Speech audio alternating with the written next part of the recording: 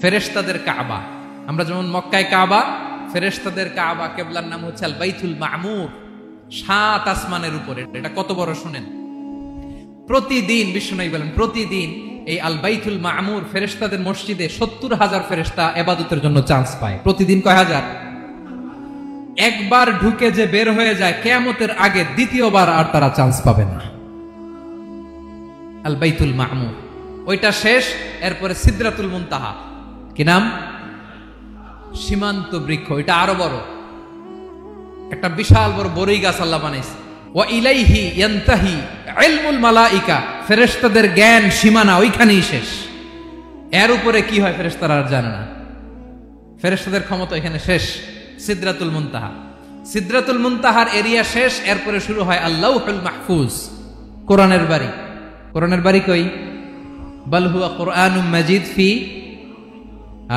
এটা মিন দুররাতিন বাইদা, সাদা ঝকঝকে ডায়মন্ড দিয়ে আল্লাহ বানাইছে।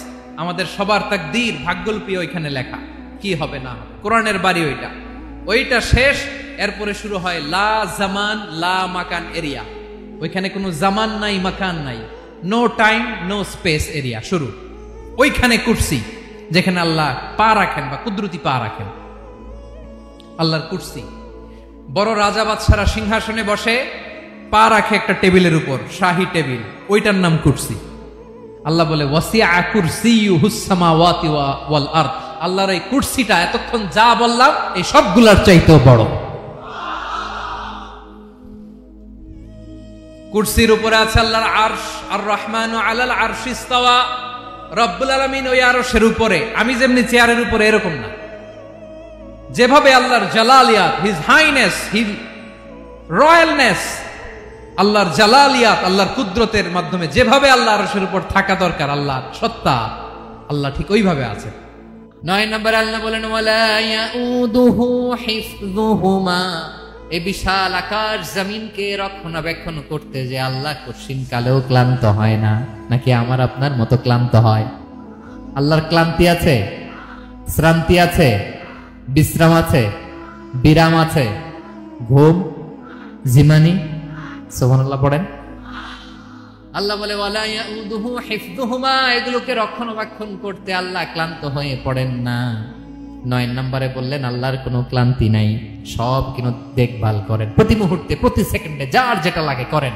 এই পুরো বসুন্ধরা, পৃথিবী, মহাবিশ্ব যেভাবে চলা দরকার সৃষ্টির পর থেকে আজও চলছে। চালায় কে? ইঞ্জিনিয়ারটা কে? আসল কারিগরটা কে? 9 নম্বর চলে গেল, আল্লাহ ক্লান্ত হন না। আর বাকি রইল কয়টা? সব শেষে আল্লাহ তাআলা বললেন ওয়া হুয়াল আলিয়ুল আযীম, ওয়া হুয়াল আলিয়ুল আযীম, তিনি হচ্ছেন আল আলিয়ুল আযীম। সব শেষ কথা। প্রিয় ভাইয়ের, আমি বলেছিলাম আয়াতুল কুরসিতে আল্লাহর মোট কয়টা সুন্দর সুন্দর নাম আছে? 2টা তো বলে ফেলছে। এগুলো কি ছিল? আল হাইয়ু, আল কাইয়ুম। এবার সব শেষে 3 আর 4 নাম্বারটা আসছে। এটা কি? একটা আল আলী আর একটা আযীম। 3 নাম্বারটা হচ্ছে আল আলী, 4 নাম্বারটা আযীম। আল আলী মানে হচ্ছে সর্বোচ্চ, দ্য গ্রেটেস্ট, দ্য হাইয়েস্ট। তার উপরে কেউ আছে? ঊর্ধ্ব জগতের যে বর্ণনা দিছি, কি বুঝলেন? আল্লাহর উপরে কেউ আছে? এজন্য তিনি হচ্ছেন আল আলী, সবচেয়ে উপরে, সর্বোচ্চ, দ্য হাইয়েস্ট। তার উপরে কেউ। এজন্য আল্লাহ বলেন সাব্বিহ ইসমা রাব্বিকাল আ'লা। আল আলিয়ার আল আ'লা কাছাকাছি অর্থ প্রশংসা করো ওই আল্লাহর যিনি হলেন আ'লা, সবচেয়ে বড়। তার চেয়ে বড় কেউ আছে নাকি? তার উপরে কেউ আছে নাকি? আল আ'লা। এজন্য আমরা যখন সিজদায় লুটিয়ে পড়ি, আমরা যখন সবচেয়ে নিচে যাই, আমরা বলি আল্লাহ তুমি সবচেয়ে উপরে। আমরা যখন সিজদায় যাই, আমরা তখন সবচেয়ে কি? নিচে, তাই না?